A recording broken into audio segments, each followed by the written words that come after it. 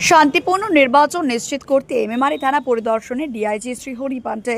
নির্বাচন কমিশনের ঘোষণা অনুযায়ী পশ্চিমবঙ্গ রাজ্যে আগামী 23 এপ্রিল ও 29 এপ্রিল বিধানসভা নির্বাচন অনুষ্ঠিত হতে চলেছে। এর মধ্যে 29 এপ্রিল পূর্ব বর্ধমান জেলার 16টি বিধানসভা কেন্দ্রের পাশাপাশি মেমারি বিধানসভা কেন্দ্র ভোট গ্রহণ করা হবে।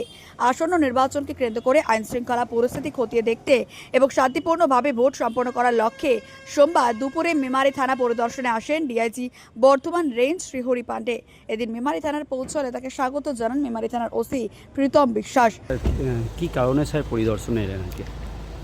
তো আপনারা জানেন যে আমার জেলা জয়েন করার পর যখন আমার ইলেকশন কমিশন থেকে ইনস্ট্রাকশন পেয়েছি যে আমাদের সিনিয়র অফিসারদেরকে থানায় গিয়ে অফিসারদেরকে ব্রিফ করার জন্য ওনারা প্রপার গাইডেন্স পান আমাদের যে এখানে অ্যাসেম্বলি ইলেকশন আছে তার জন্য প্রস্তুতি আরও ভালো হোক, এরিয়ায় শান্তি শৃঙ্খলা বজায় রাখুক।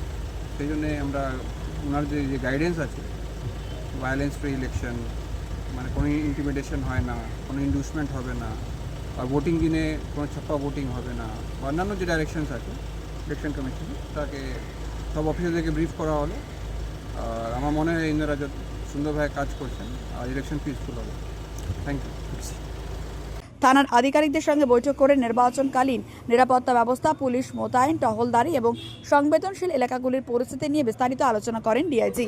এই পরিদর্শনের সভায় উপস্থিত ছিলেন মেমারির ডিওয়াইএসপি মিজানুর রহমান এবং সিআই স্নেহময় চক্রবর্তী সহ অন্যান্য পুলিশ আধিকারিকেরা। পুলিশ সূত্রে জানা গেছে নির্বাচনকে কেন্দ্র করে যাতে কোনো অপ্রীতিকর ঘটনা না ঘটে এবং সাধারণ মানুষ নিরাপদে ভোট দিতে পারেন সেই বিষয়ে বিশেষ নজর দেওয়া হচ্ছে। Bureau report, Memari update news.